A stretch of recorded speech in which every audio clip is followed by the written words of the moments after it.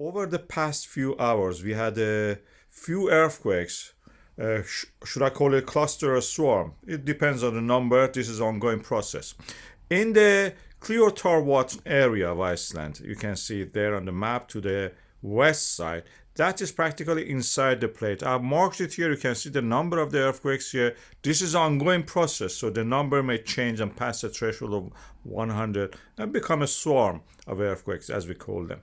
And this is in this area, volcanic system exists here, and I've shown you on the map. And the culprit is this, as you can see. So not quite a large amount of the uplift due to the magma accumulation or whatever reason there.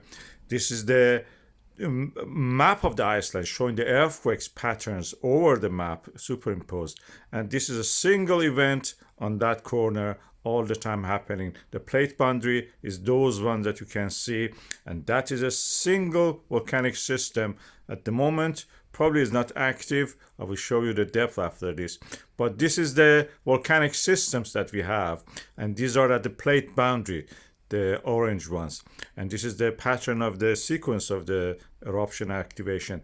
This one has a depth of the 18 kilometers. That's quite deep. In the oceanic crust is 5-kilometer lithosphere depth, and in the Reykjanes Peninsula we have another 5 kilometers on top of that, make it 10 kilometers. Here we have 18 kilometers, so that is well beyond the plate boundary. The landscape doesn't show much here at the moment. We don't see it. These clouds or glowing things are probably just haze. Very similar, the landscape and the geological setting probably is to what we have in the Ardnamurchan Peninsula in the Scotland. In Scotland we have this Lopolith and a few tiny bits of the magma reaching the surface, oozing out there. And this Ardnamurchan, like many other things in the Nordic countries, had a very Turkish, flavor in the names. Khan, all these Turkish ones. Anyway, this is the plate boundary.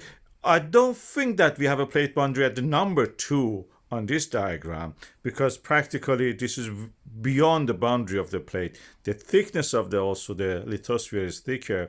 Usually what we have at the plate boundaries in the Iceland, the reservoir, for example, in the Reykjanes Peninsula is at the depth of the 10 to 5 kilometers. And beyond that, we go toward what is called as a mohole, and the top of the mantle it is practically. And here, at the depth of the 15 kilometer, you can see it. But here we have a very deeper source of the earthquakes, 18 kilometers, 20 kilometers. That's in this area that we have described. And this is what we have in the Reykjanes Peninsula. You see that the pattern of one of the typical eruptions in the sourcing volcanic system. You can see the thickness of the lithosphere also. Toward the east is those green colors. So practically there is no chance of eruption at this moment in time in that area. Is the intraplate volcanism. With the intra means within. So we are practically within the what we can call as America's plate in that area, whereby in the Schwarzenegger we are at the boundary between the Americas and the Eurasia. And this is a different setting then.